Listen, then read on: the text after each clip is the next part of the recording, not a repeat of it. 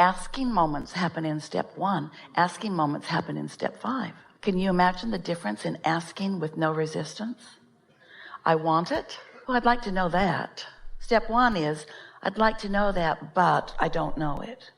I'd like to know that, but it might be hard to learn. Step 5 is, I like to know that. It's focus. A question or an asking is a focus.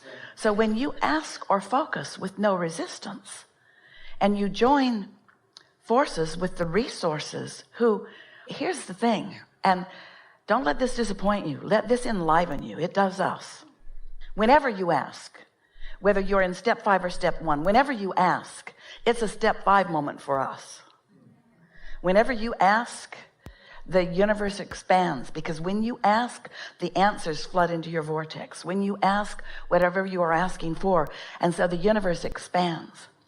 So when you ask from a step 1 moment, you launch the rocket, but there's a tug of war going on within you. When you ask from a step 5 moment, what you ask, you're up to speed with, and that's when and only when you get to experience the conscious hands in the clay feeling of expansion. It's not so fun to expand and not go there. That sort of sucks on lots of different levels.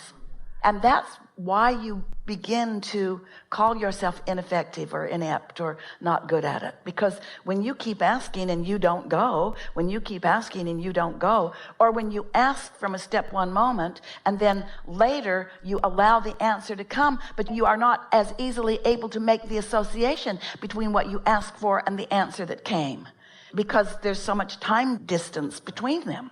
But when you're having step 5 moments, which means now you're tuned in and now you're asking, and in real time you're receiving, and you have experienced that. Every one of you have. That's when you feel passion. That's when you are fascinated. That's when you feel that feeling of energy. That's that feeling of exhilaration. That's what that is.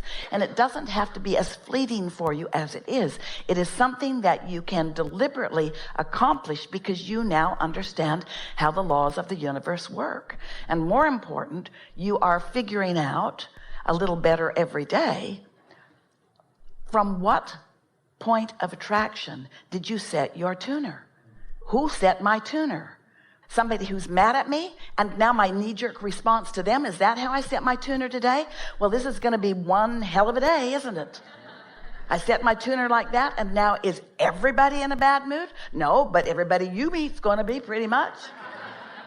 What are you fascinated with?